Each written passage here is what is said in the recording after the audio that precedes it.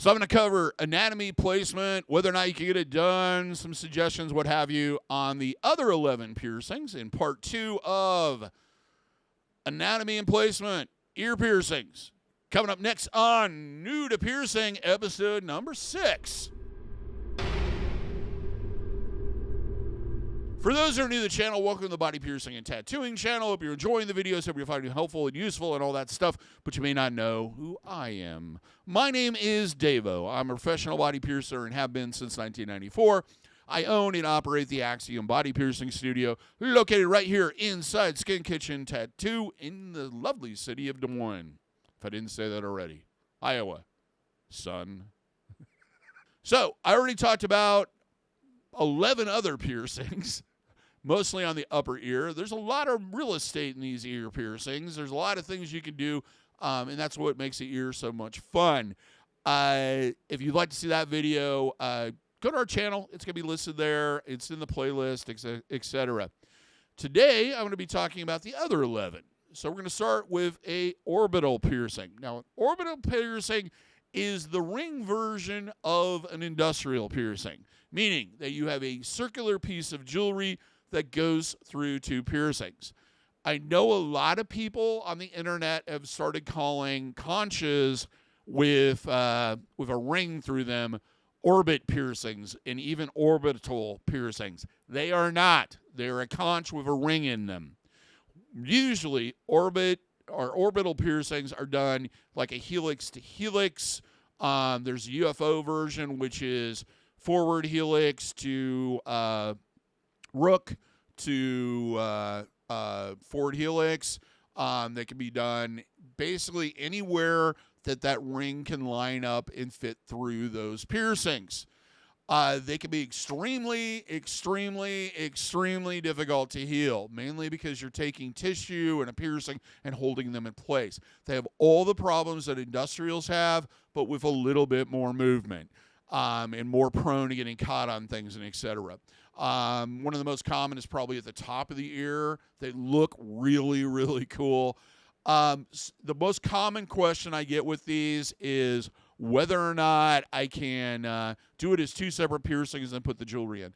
No, well, you can, but it's usually best to heal with that jewelry in place. And the reason being is we want to keep those piercings from migrating a little bit this way or that way, which I'm sorry, but your body tends to kind of move things to where it thinks it will feel best. When you're looking at that, you just want to make sure the area is pronounced enough as far as anatomy and whether or not it's in alignment with that circular jewelry. If it isn't in alignment, it's not going to work. Or if you put the jewelry in and then suddenly it distorts the tissue, it's going to have problems. Now that moves us on to the Swun Piercing, I think is how you pronounce it. This is a newer piercing, and I remember doing these in the past and not having good results. But, you know, what the kids want. This is done generally on this ridge right up here. If you go here, you have your forward helix, and there's that ridge underneath it where the rook is and everything else. And it's done this way through that kind of like a conch. So it's half a snug, which is this way through this, and half a conch, which is like something through like this area, straight through in the back. Very kind of iffy. As far as anatomy, I guess more pronounced you are, the more room there is in the back for that jewelry back to sit is probably your best options because we don't want something where it's going to cause agitation in the back. Probably a long heel, to be honest with you.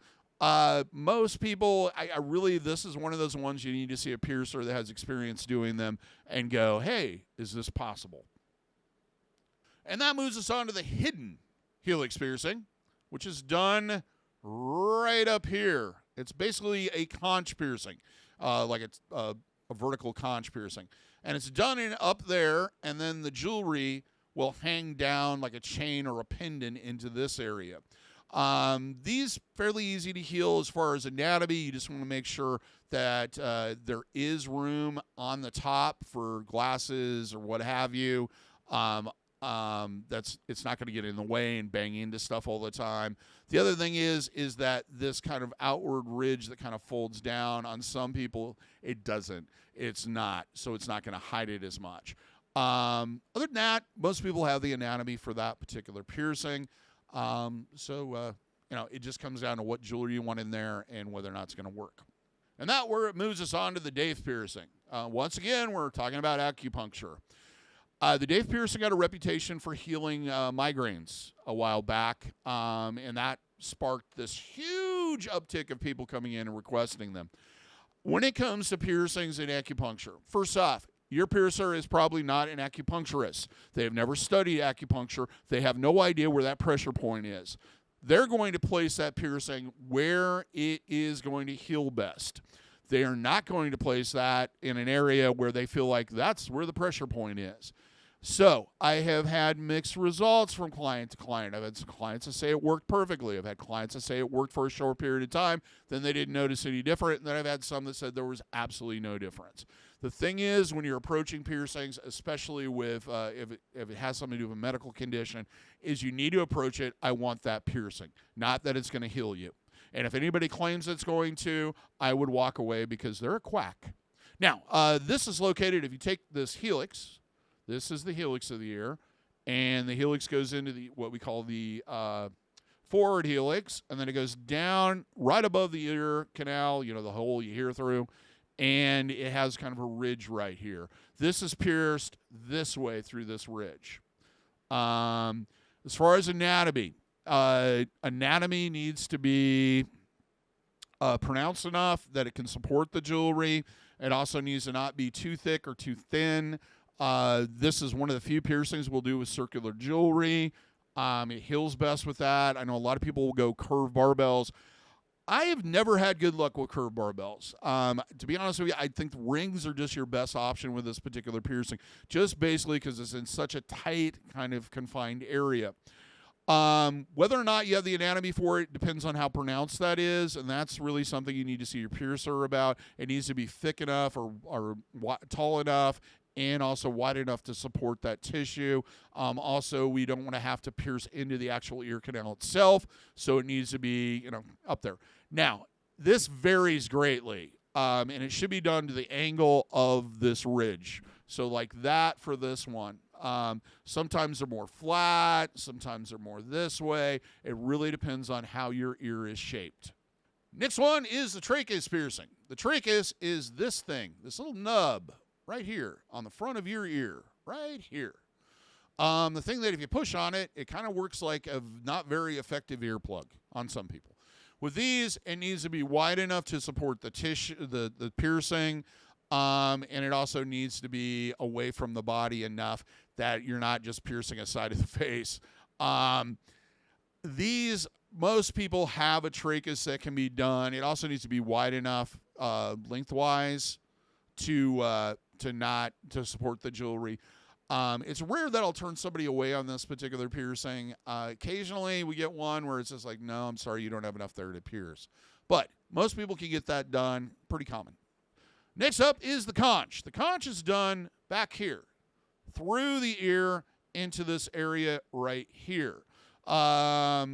Basically kind of done behind all of this structure that the outer ear has.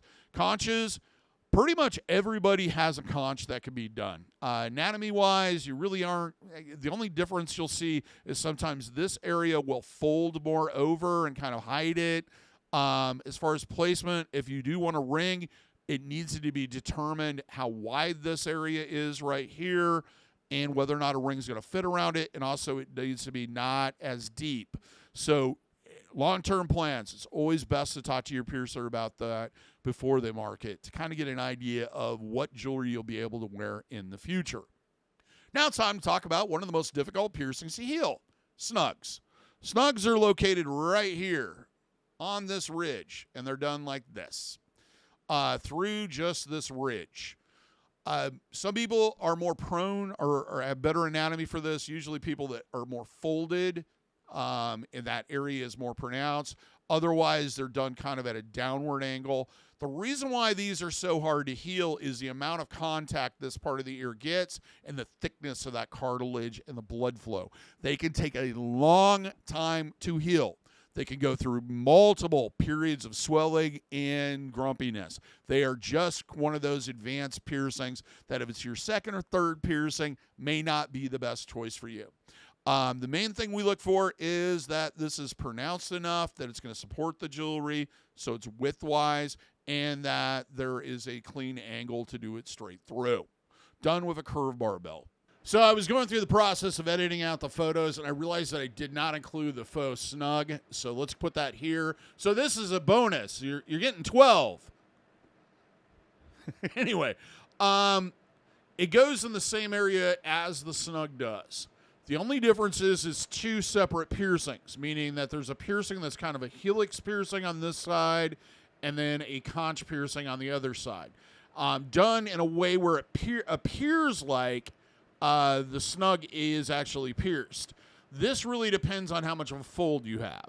If you have a really like low fold, or this area right here goes outward, or there's not room to kind of angle it correctly, these won't look good. If you're piercing straight into the ear, it's not gonna, there's no way to get it to work. You might as well do a Snug.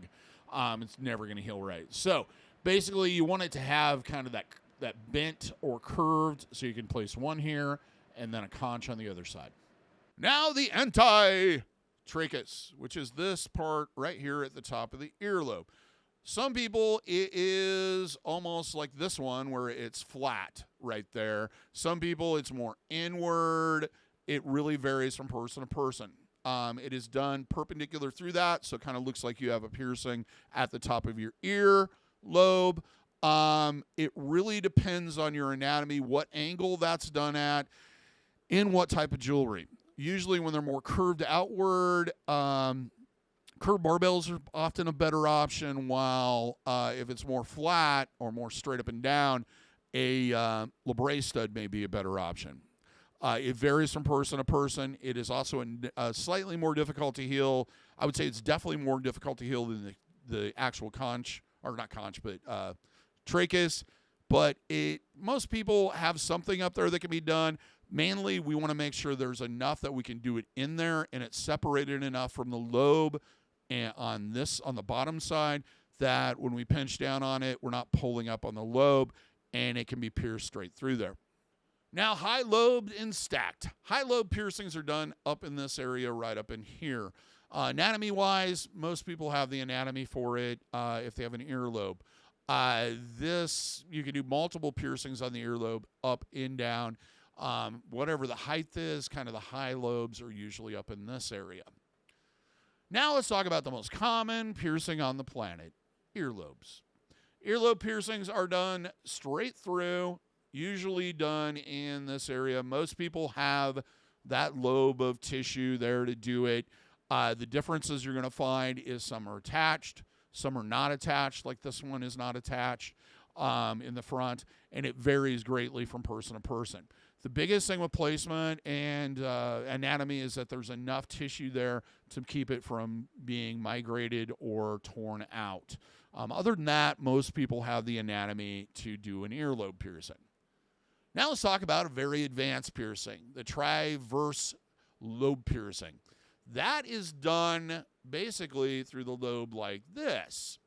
With this, the lobe needs to be thick enough to allow for that tissue, that jewelry inside there. Also, it needs to be unattached so you have kind of more room to work with. If you can imagine you're trying to do a piercing like that and it's attached to the face, there's going to be no place for that jewelry in to be, so it won't work. So this one definitely needs to be unattached. And it's a very advanced piercing. You definitely want to seek out a piercer that has a great deal of experience with this. In expertise. It's one of those ones where you want to have the perfect anatomy in the perfect situation.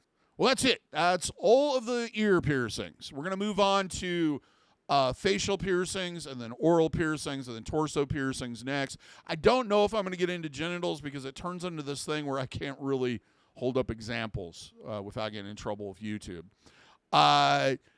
Did you find this informative? Let us know. If it brought up more questions, please ask them in the comments. And if you have any experience with any of these piercings, let us know in the comments. Till next time, here's hoping to piercing seal with ease and without a single issue. And if you're in the Des Moines, Iowa area, I would love to see you for your body piercing needs in the future. Have a good day, everybody. Take care, and we'll see you in the next video.